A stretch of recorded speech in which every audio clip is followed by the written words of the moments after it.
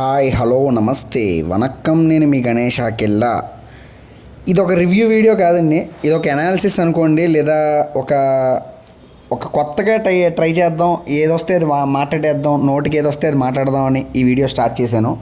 కేవలం దేవరా అనే ఒకటే కాదు, నాకు కొన్ని మూవీ సజెషన్స్ కూడా ఉన్నాయి, ఆ మూవీ సజెషన్స్ కూడా ఇస్తాను. ఫస్ట్ అయితే మనం దేవరా సినిమా గురించి మాట్లాడుకుందాం. హైప్ అయితే మామూలుగా లేదు. రేపు మార్నింగ్ సినిమా టికెట్స్ అయితే బుక్ చేసుకోవడం జరిగింది. సినిమా ఎలా ఉంటుంది అని అంటే, టు బీ ఫ్రాంక్గా మాట్లాడుకుంటే నాకైతే పర్సనల్గా సినిమా బాగుంటుందేమో అని కాకుండా బాగుంటుంది, కొడతాడు హిట్, కమ్బ్యాక్ ఇస్తాడు కొరటాల గారు అని నాకు అనిపిస్తుంది. పర్సనల్గా నా ఫీలింగ్ అది.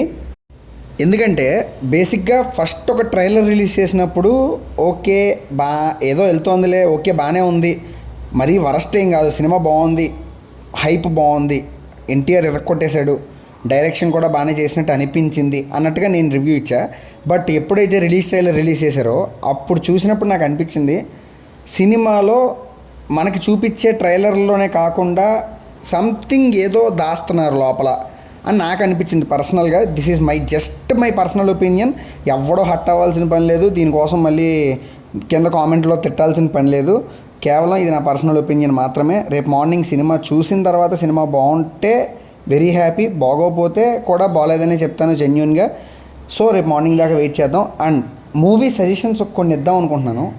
పర్టికులర్లీ ఉత్తమ విలన్ మూవీ ఎవరైనా చూడలేని వాళ్ళు ఉంటే, ఉత్తమ విలన్ కమల్ హాసన్ గారిది ఆహాలో ఫ్రీ ఉంది, నా మాట విని వెళ్ళి చూడండి.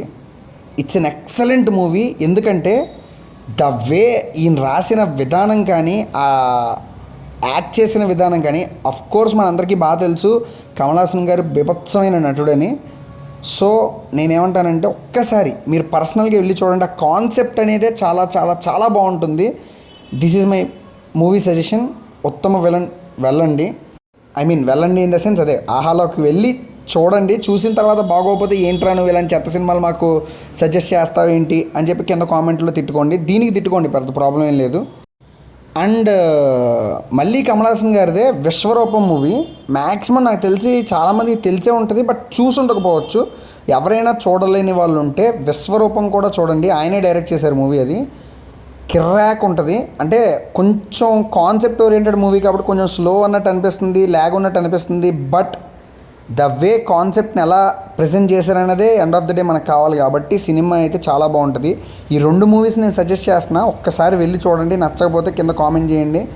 చూస్తే మటుకు ప్లీజ్ చూసిన వాళ్ళు కూడా కింద కామెంట్ చేయండి బాగుందా బాగాలేదా అని. సో రేపొద్దున దేవరా రివ్యూతో కలుద్దాం. దేవరా బాగుంటే ఎక్సలెంట్, ఇరక్కొట్టేద్దాం రివ్యూ. బాగోపోయినా కూడా ఇరక్కొడదాం అనుకోండి, అది వేరే విషయం. సరే, థ్యాంక్ యూ. Signing off. నేను మీ గణేష్ ఆకెల్లా. బాయ్.